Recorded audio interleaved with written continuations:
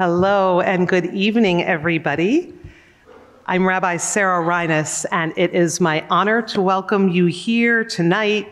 One of the gifts of Torah are compelling portraits of our ancestors with just enough missing to inspire the Jewish imagination.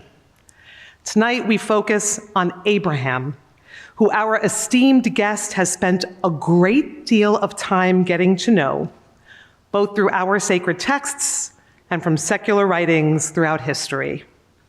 He then challenges us to see ourselves through the lens of our first patriarch to better understand who we are as individual Jews and as a people. We are honored that Anthony Julius joins us from London in his first of two back-to-back appearances at the Temple Emanu-El Streicker Cultural Center. Tonight, he will discuss his newly published book, Abraham, the First Jew. Mr. Julius is not only a scholar and an author of books and articles on literature, anti-Semitism, Jewish art, and now Jewish scholarship. He is also a barrister and was the defense attorney for Ambassador Deborah Lipstadt when she was sued for libel by a Holocaust denier. Tomorrow night, 25 years, you can applaud.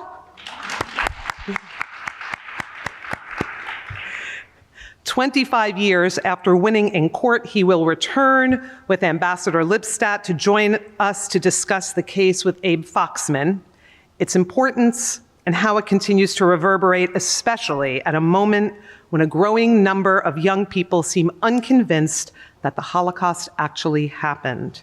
We hope you will join us tomorrow as well.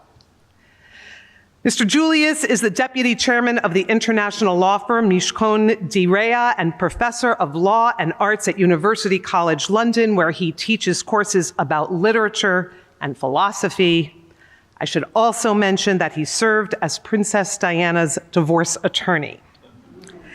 We will get to audience questions later in the program, so I just ask you, as you're thinking of your questions, just to keep them in mind. And please join me in welcoming Anthony Julius.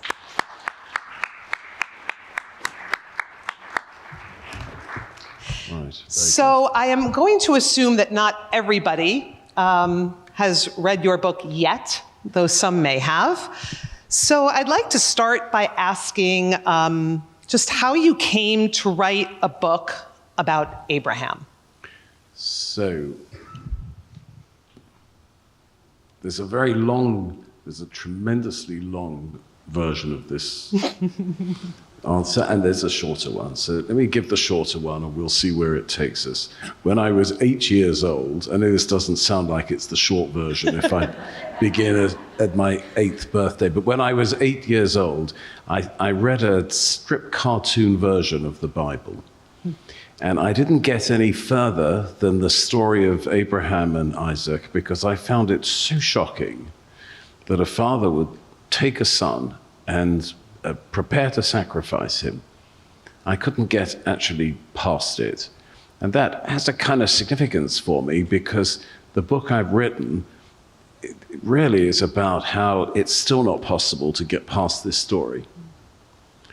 It stayed in my mind partly because of its sheer surprising unpleasantness, and partly also because even as an 8-year-old, perhaps 3 or 4 years away from the family circle entirely, having started at primary school and so on, I had a sense of being inside and outside the family as part of the day-to-day rhythm.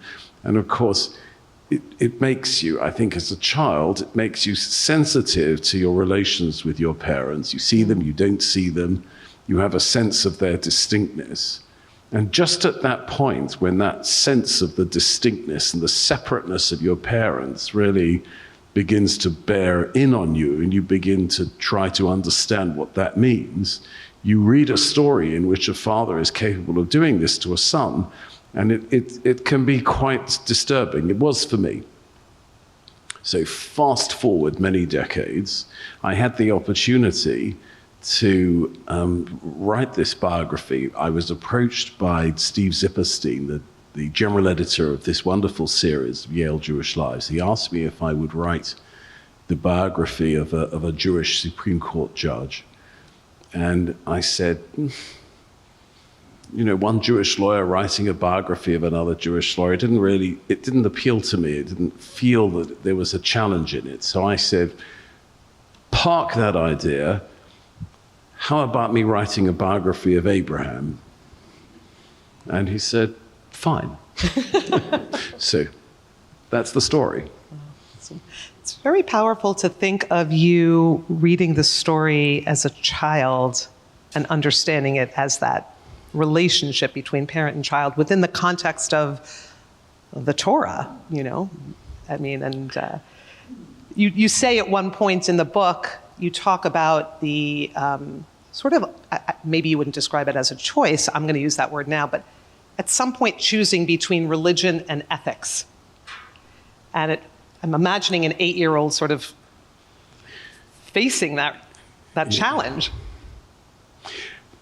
Yes, I suppose so. I mean, of course, the way people think about the Akedah, and the book is not just about Abraham and Isaac on the mountain, because Abraham is a really interesting person beyond that moment. But there are many different ways of thinking about the Akedah, and one, which is a standard one, is to think about the Akedah as you very correctly say,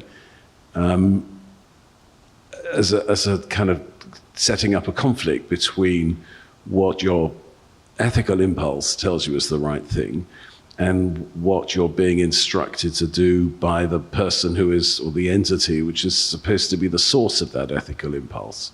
And that can create a kind of emotional, intellectual short circuit in the mind, because it kind of makes no sense. The contradiction goes all the way down to the bottom. So there is that. But if I can speak for my 8-year-old self, obviously it wasn't anything as abstract as that. It was just the sense of, how can a dad do that to a son? And I think we need to hang on to that sense, because we can too quickly intellectualize the problem away from that. And one of the things that I tried to do in the book was to hold on to that primary sense of a violation, and in Abraham's case, a self-violation, and not to just treat it as a kind of philosophical puzzle to ruminate over. Yeah, you talk about how Abraham is so much more than the story of the Akedah.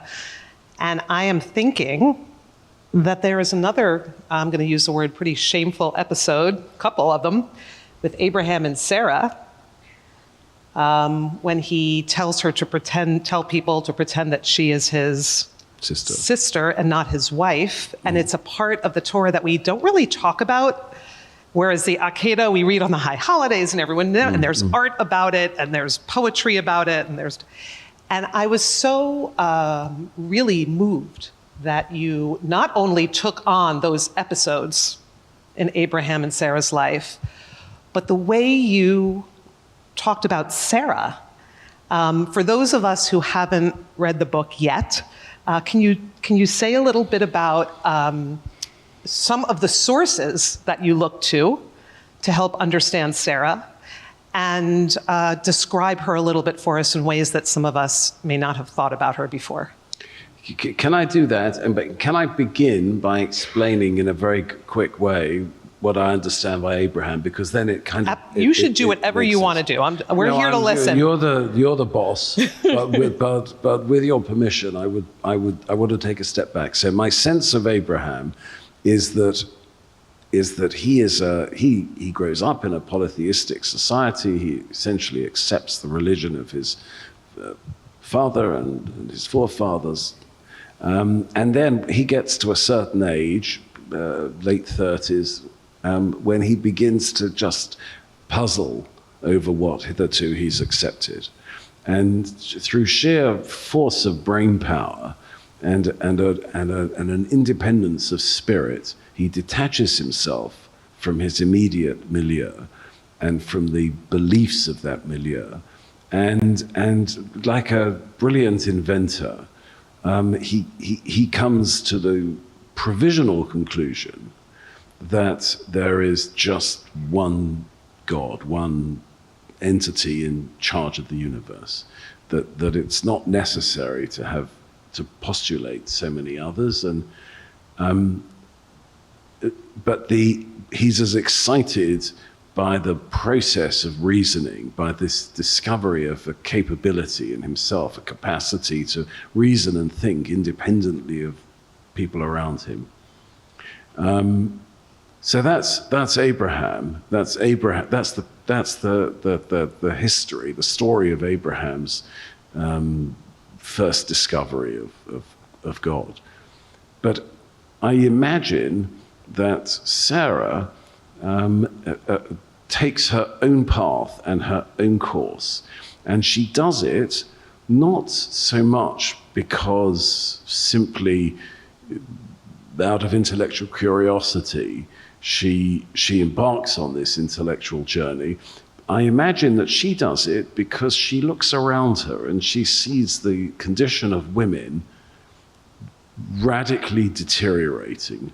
So if you look at the history of Sumerian society around 2000 BCE, what you find, what scholars have found, is that the whole mythology of the gods was in a state of flux. That there was a period much earlier where the gods and the goddesses had equal status. But around 2000, the goddesses, their status diminished. And in parallel, the status of women in Sumerian society also diminished. Now, one caused the other, one was in tandem with the other, who knows? But I imagine that Sarah, as a highly intelligent, thoughtful, reflective person, is prompted by the kind of misery and the fear of the deteriorating situation of women, goddesses, and women who are her neighbors. She begins to think critically about her society. And so while Abraham is on his own journey, she's on hers. And they confide in each other excitedly and with the pleasure of the mutual discovery that they have reached this similar kind of conclusion that independent thinking, that's what matters. And that's the high point of their relationship. What then happens is the marriage deteriorates, and it becomes more and more a story of Abraham's isolation from Sarah and Sarah's unhappiness and then despair at the state of her relationship with Abraham. And I pick that up in various moments and incidents in their life together. It's related in Genesis. And I'm very struck by the fact that Sarah dies, as is related in the Torah, in Bereshit, right after the story of the Akedah, and she has no further contact with Abraham. And that's part of Abraham's general collapse. He has no further contact with his son Isaac, and God himself, the Torah relates, no longer spoke to Abraham after the Akedah. But the sad and miserable arc of the relationship between Abraham and Sarah, that's one that I wanted to trace and to bring out. And in doing that, I looked at a lot of sources, and not just scriptural sources and rabbinical sources, but I also looked at the history of feminism and the suffragettes, and how those women encountered a new experience and understanding of their own oppression. Thank you. Speaking of the sources that you used, because you used, just in terms of the breadth of the sources that you used in terms of throughout time and the types of sources you looked at, it's just enormous. How would you describe the genre of this book? Because it's called a biography. So I just took the story and I let it lead me. So I'm a lawyer and I'm an academic, and I'm used to writing in a certain kind of way, advancing an argument, essentially making a case, whether I'm in court or whether I'm in my study writing. But as I got deeper and deeper into the Abraham story, it felt to me that kind of univocal, that one voice approach just wasn't right. It couldn't do justice to the complexity of the story and the variety of character and motive and so on. So I was driven to experiment with different kinds of writing. So, for example, I suppose that there's a lot of midrashic, a lot of rabbinic commentary and supplemental storytelling about this stage of Abraham's life. I suppose that Abraham, once he reaches his provisional conclusion that there is only one God, I suppose that he goes out into his society and he begins, with tremendous enthusiasm, talking about it to people. And he gives a message in two separate parts. The first is this polytheistic business. It's a bit of a hoax. There is only one person in charge. That's one part. The second part, which I think is more important to him, is there is a dignity and a value in thinking for yourself. Being an independent-minded person, not just accepting what your parents told you, what the local priests tell you. You don't have to reach my conclusion, but adopt my independence. And this is obviously in a highly traditional society ruled by a kind of dictator, king figure, Nimrod. This is a highly subversive thing to be saying. And it's very destructive of his family's reputation and standing in that society. So his father, Terach, goes to the king, goes to Nimrod, and says, I can't control this chap. I'm embarrassed and worried, and I know you're not happy either. Arrest him. So essentially, he informs on his son. He informs on Abraham. And Nimrod sends his palace guards, and Abraham is arrested and brought in front of him. Now, at that point, and I was writing this, I thought, I have to write a dialogue. I have to suppose a kind of a disputation between Abraham and Nimrod. And it doesn't do justice to that confrontation to just write, there was a confrontation and they argued about this and this was the outcome. I thought it'd be much more interesting to actually get into the disputation moment by moment and write it out in dialogue form and register the reactions of the interlocutors of Abraham and Nimrod throughout that, and take it to the point at which Nimrod, somewhat humiliated at the end by the exchanges, because Abraham is a brave and highly effective and articulate advocate, Nimrod, exasperated that he can't defeat Abraham in argument, sentences him to death, sentences him to die in a furnace.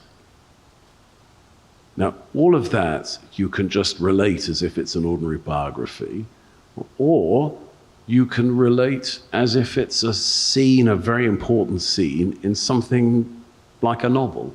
And I decided to go for the second. It was a bit of a gamble because I've not written anything like that before. And people who are kind enough to buy the book after this, you have to make your own mind up whether it's an embarrassing failure on my part or whether it's an interesting way of thinking about what happened then. I have a feeling if my religious school students were here, that they would ask you the question, is this real? And I'm wondering how you would answer them. So I'm not competent.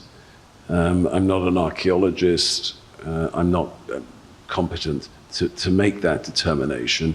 I'm not sure, actually, that competent archaeologists are able to make that determination because there just isn't the evidence available. It was all, if it was something that happened, it was all a super long time ago. Before there were censuses and records and all the rest of it. It's not a matter of investigating the life and death of someone born in a parish somewhere in the south of England in the 16th century. So I kind of bracketed that question. And instead I thought, well, Abraham is a tremendously important figure in our lives as Jews. And we take that life very seriously and we give it a kind of exemplary status.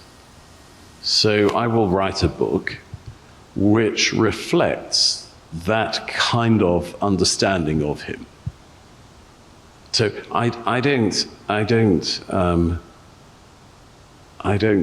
say he existed affirmatively, and I don't say he didn't exist. The book is predicated on a kind of as if. So I write about Abraham as if he was a historical figure, but patently and beyond rational challenge, he is a huge presence in our lives.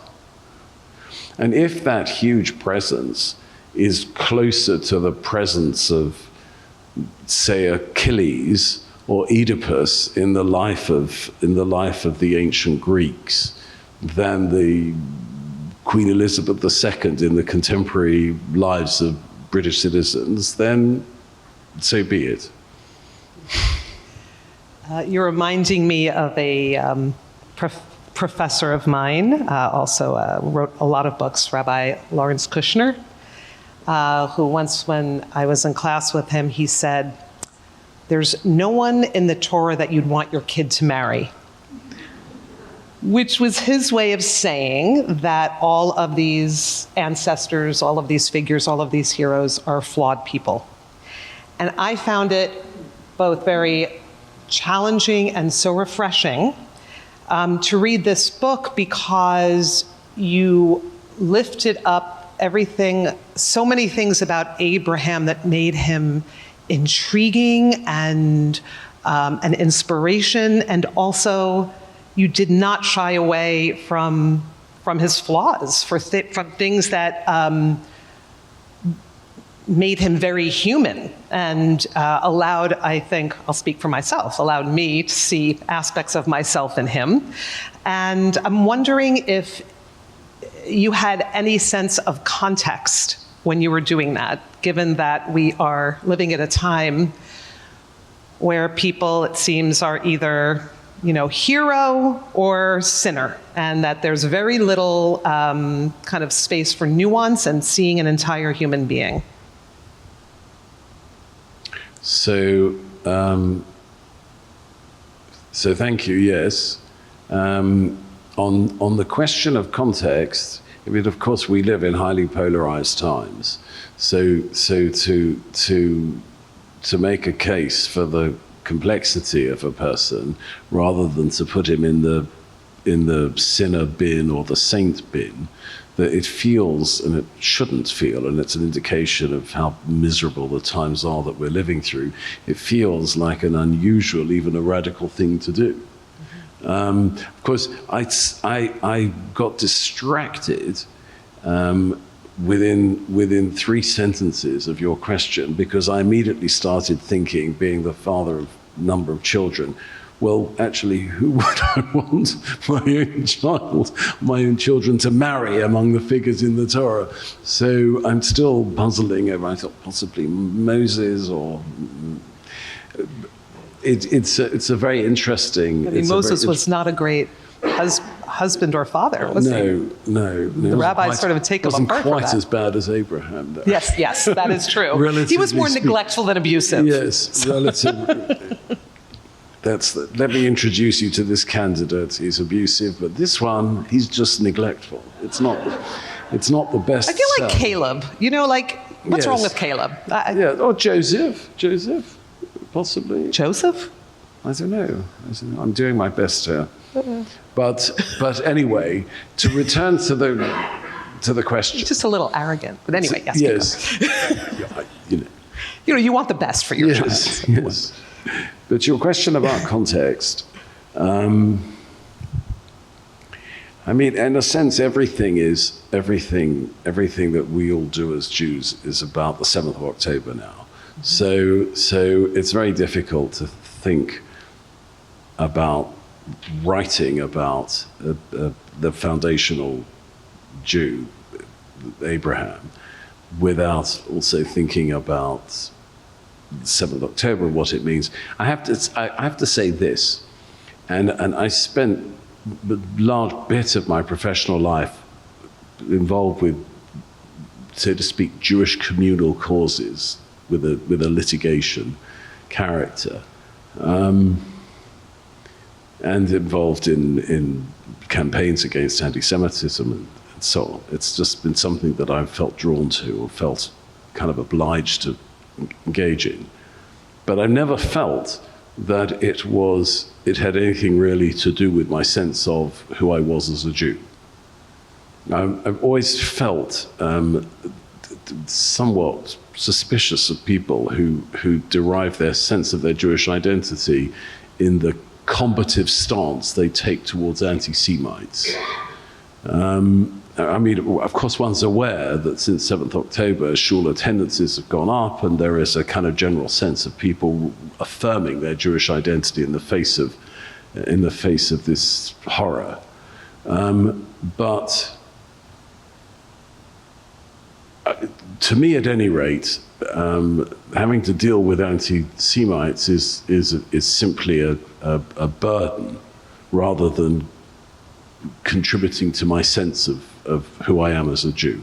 So I was very glad in this time when to speak in a kind of British understatement, Jews are rather put upon as Jews, that I was able to immerse myself in the final stages of writing this book and then publishing it, because it has nothing to do with the horrors of what's happening. It's got everything to do with my own sense of what kind of a Jew I am.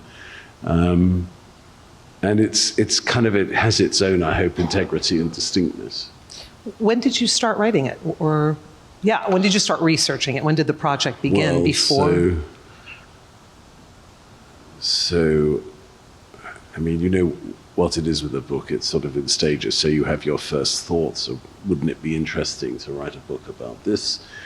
And then you kind of put it on the back burner because the opportunity to secure the commission and because I don't write books on spec.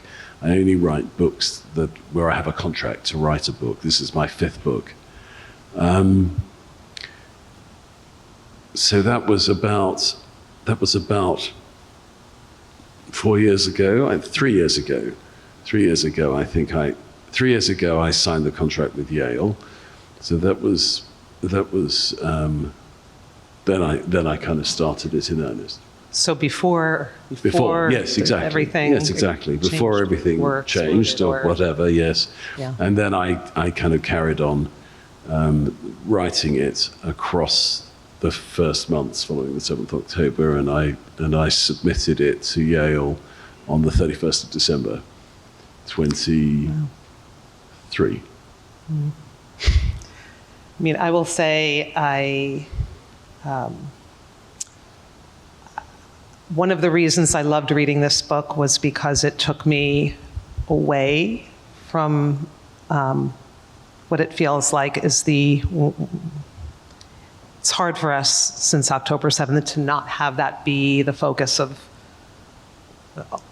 whatever we're talking about, thinking about, conversing about. And it felt really refreshing to be able to dive into Jewish texts, big Jewish questions, Jewish history, Jewish thought, etc. And at the same time, and this is, I suppose, the dichotomous nature of your book, I felt like I was reading the entire thing through that lens. So one aspect in particular that really stood out to me was how you point out that the notion of Abraham as the supreme symbol of the Jewish family that becomes a nation is really a myth. And you point out that this is a family that, in becoming a nation, completely shatters. And I was thinking of that in relation to what I think, there's a lot of talk of Jewish unity and Jewish solidarity. And for me, I was thinking that it felt like that feels to me like a bit of a myth, and that there's a shattering happening, both within Jewish families and within the worldwide Jewish community. And I was wondering, because you described the foundation of the birth of our Judaism in that way, it actually provided me with some hope. I'm wondering if you might speak to that in some way, or hope, or purpose maybe isn't the right word, but this isn't the first time. This isn't something new, right? That this is the foundation of who we are. So I don't know if you were relating to it that way, but in hearing this now, if maybe you can speak to that. So, yes, so that's a very, very interesting and kind of serious question you raised that I need to think about. But I think my preliminary response would be to say two separate things. The first thing is to say that the thrust of my book is that Jews lead a very divided life. We on the one hand, we're like the first Abraham, the Abraham in that we are fully committed, some would say overcommitted, to critical, questioning, challenging, independent thinking, curiosity, and inquiry. On the other hand, like the second Abraham, the Abraham who survives the furnace and attributes his survival to a miracle and follows in gratitude the instructions given to him in a series of visions from God, we're also, and sets out to make a nation out of a family, we're also bound up with each other as a single collective entity. Call it a people, call it a nation, but we have a strong sense of what it is to live a communal, collective life as Jews. And we kind of oscillate between the independent-minded, essentially solitary thinking of the one kind of Abraham, and having a very strong sense of belonging to a larger collective and investing in that sense of belonging, which has the character, I think, of faith. It's a belief in something which is not tangible. It indeed is highly elusive. That's to say, the collective existence, the unity of the Jewish people. So and we kind of move backwards and forwards between it. And at any one time, we're somewhere on that spectrum, and we look around, and there are Jews, most Jews, at other parts of the spectrum. We're very rarely all standing together in the one place. But there is a unity, both in that sense of this being our problem, this oscillation, and even if we don't agree on where we are, we agree that we're all of us trapped between these polarities. So the unity in dividedness, or the unity in our each one of us in our own way of reconciling moment by moment those two impulses, the individual challenging, inquiring one, and the collective belonging. This is who we are. So that's I think the first thing. The second thing is a very interesting story which the rabbis tell about the origins of Jew hatred, which I talk about a bit. So they imagine that an Egyptian princess called Timnah pays a visit to the three patriarchs, Abraham, Isaac, and Jacob. They're all together, they're living at the same time, their lives coincide. And Timnah says, I want to marry into your family. And they say, no. We don't want an Egyptian, even if you're a princess, we don't want you.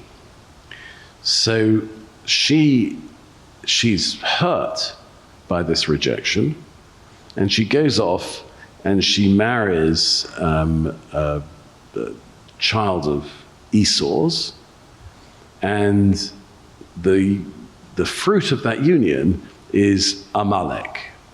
Amalek is the first great enemy of the Jews. The Amalekites attack the Israelites on the departure from Egypt, and they attack them for no good reason, and they become the kind of the type of the predatory, violent anti-Semite. And what the rabbis are telling in that story is that we Jews, brought all that hatred on ourselves.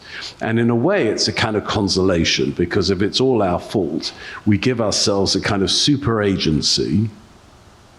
And if we created the problem, then we can find the solution too. Now, obviously, this is a fantasy. Because anti-Semites are anti-Semites for their own reason, not because of anything that Jews have done to them.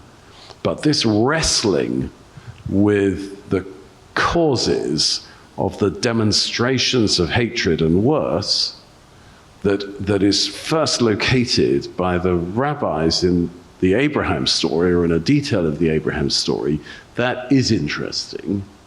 Not because it's a historical account that can be relied upon, but because it's an indication of a certain tendency we have, which is to blame ourselves when terrible things happen to us. And that tendency can both be a corrective to a kind of violent rejection of any criticism, but it also can be a temptation that has to be resisted. And the complexity of that, certainly, I hint at in the book. Can I add to the complexity? It's a little bit of a challenge. Because when I read that passage, I thought, but we made Esau into an evil person. He was ultimate, right? I mean, he was the victim of Jacob and Rebecca. Well, so you're with the rabbis on this. I think that I don't mind being with the rabbis, I suppose. Yeah, well, exactly. I mean, you are quite appropriately with the rabbis on this. But I think, I mean, the wish to say it's our fault. I mean, let's be absolutely kind of straight about this. Where does this come up now? there are some people who say the horrors of the 7th October, the Israelis brought on them, I've heard this obscenity, that the Israelis brought this on themselves by the occupation and all the rest of it, the rapes, the decapitations, the murders, the kind of saturnalia of violence on the 7th October. In a sense, the Israelis did it, produced it, in this kind of what I call fantasy of super agency on our part and total denial of agency or responsibility on the part of the predatory killers. So that I think, that has to be very strongly resisted as an analysis. That's my point. It doesn't obviously block out a kind of political analysis of the situation in that bit of the Middle East and paths to some kind of reconciliation between the two peoples, between the Palestinians and the Israelis, and what that might look like. But an inability to name wickedness when it surfaces through a sense that, a kind of breast-beating sense that we did it ourselves, that I think is a dangerous tendency. I think I'm being a bit more political than people wanted.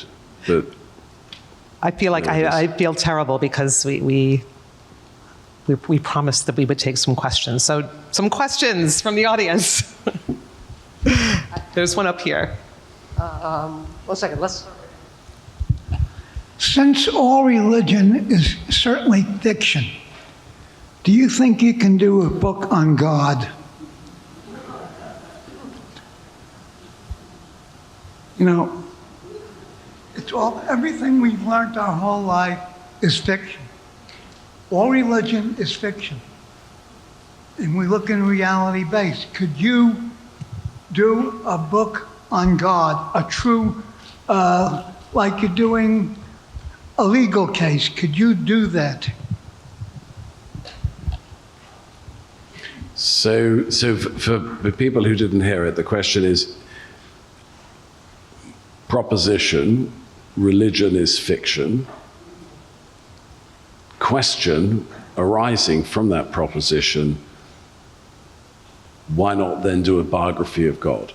I think that's the so let me answer it by addressing the proposition and then the question. Religion is not a fiction in the sense that Anna Karenina is a fiction.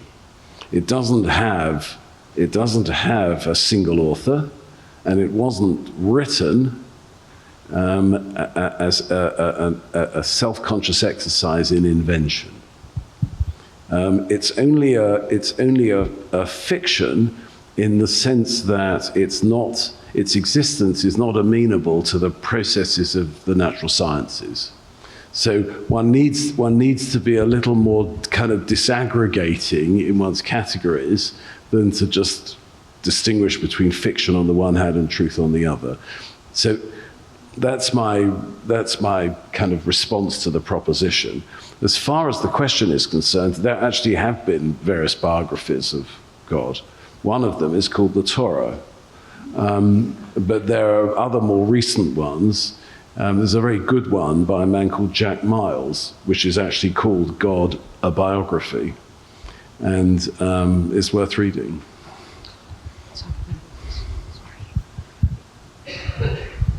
I have a legal question for you.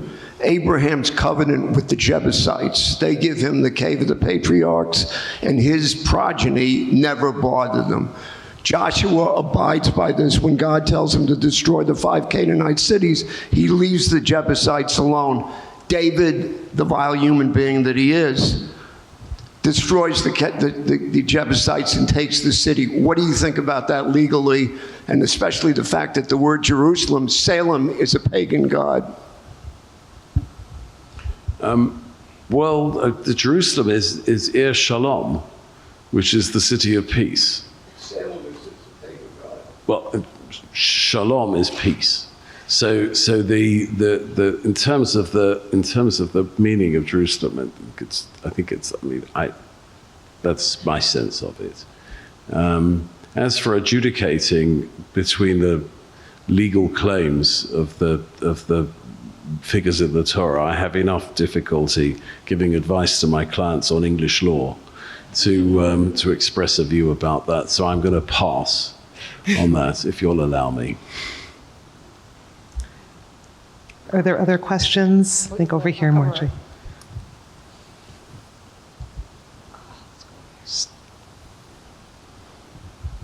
First of all, thank you for coming. I have not gotten a chance to read the book. I named my kid Abraham, so that's why I came. But I thought it was interesting that you said, like, the father of Abraham kind of sabotages and sacrifices his son, Abraham. And then you have to wonder if God's testing Abraham on forgiveness to sacrifice his own son. I never knew that before you said that. So it's like a coming to terms with what his dad did to him too, and to see if he's ready as a man to lead, like in the future. I just never thought of that. You could also take it a step further, Jews forgiving whatever we want to go there with. But it's interesting, if we know God and we are God's people, then I don't know. It's just interesting. But how many kids do you have? I have 6 children and 2 stepchildren. So I have 8. Okay, I think this may have to be the last question. Hi. Thank you for coming. I was curious if, in your research on Abraham, since he is an important figure in Islam as well, if you learned anything about the view of Abraham in Islam, and whether that informed your view and helped you, sort of see through the current situation as well, since you brought that up. So the brief was to write a biography of Abraham as part of the Yale Jewish Lives series.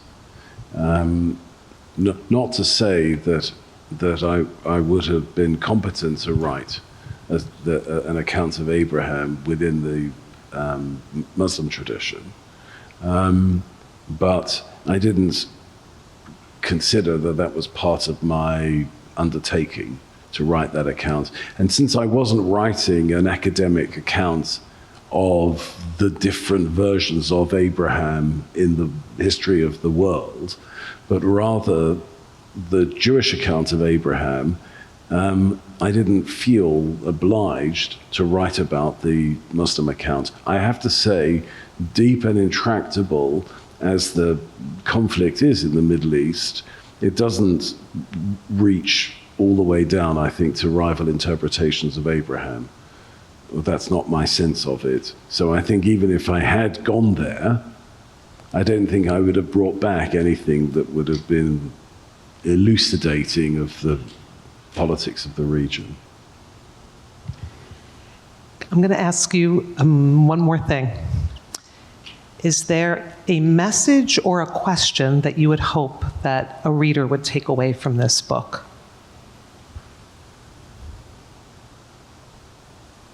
No, because I just wrote the book to answer a question that I had for myself, which is, or my 8-year-old self, which is, how do I make sense of something which caused me so much pain and anxiety as a child? If people who read it find that it helps them some understanding of some aspects of their own Jewish identity, then that's tremendously gratifying. But I don't seek to direct anybody to reach any conclusion. Thank you so much for your work. Thank you so much. We're really very blessed to have you here. Thank you. Thank you. Thank you.